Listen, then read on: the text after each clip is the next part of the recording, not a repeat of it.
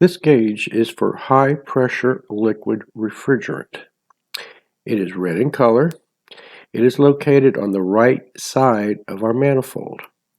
It has a zero adjustment, so you can adjust the zero on it.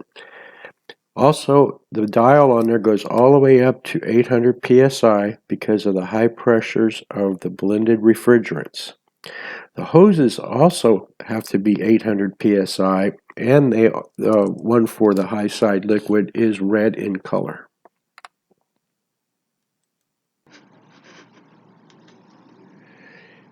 As we look at the high pressure liquid side of our gauge, the outer dial, the scale is measured in 5 psi increments.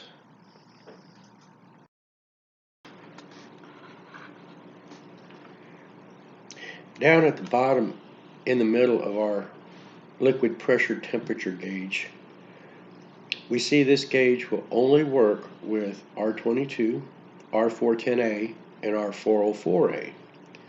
The refrigerants correlate with the saturated liquid temperature scale on this gauge.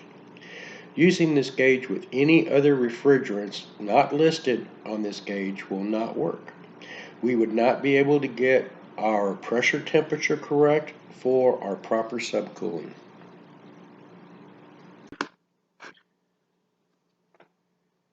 These inner dials on the gauge are the saturated liquid refrigerant temperatures for the refrigerants that can be used with this gauge.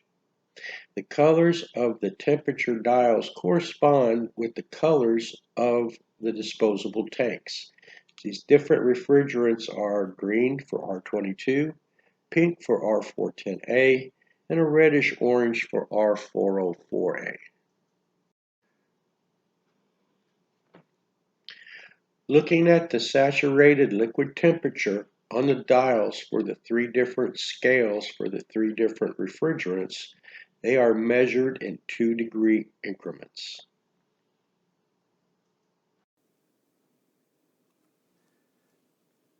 Here we're going to use our R410 saturated liquid temperature at about 120 degrees, and that will put us at 420 psi, right around there. This also correlates to the pressure temperature chart. Here on our saturation pressure temperature chart for refrigerant R410A, at 120 degree saturated liquid temperature, we should be right around 420 psi on our high side gauge.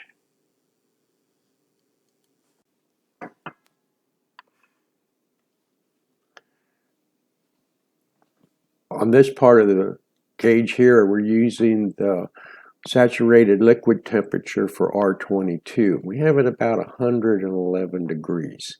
That'll give us about a 233 psi on our gauge. These points also line up pretty close on our pressure temperature charts.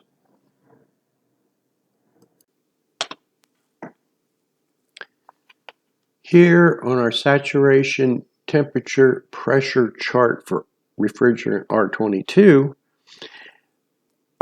we see that between 111 and 112 of our saturated liquid temperature converts over to about 233 psi. This also correlates on our PT chart that's built into our high side gauge.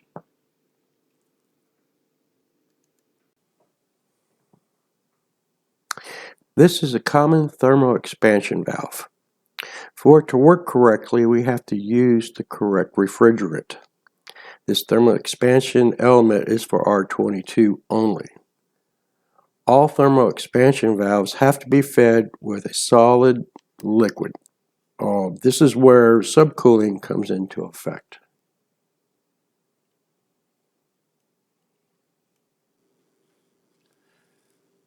Subcool. Modern refrigeration, air conditioning definition of subcooling is cooling liquid below its condensing temperature. To calculate subcooling on our units, subtract the measured liquid line temperature from the saturated liquid temperature, which is your gauge temperature. You should be between 8 and 12. Nominally 10 is pretty good. Or you can use the subcooling number or chart that's on the unit. We take our liquid pressure and temperature at the tap at the condensing unit that's shown in the picture.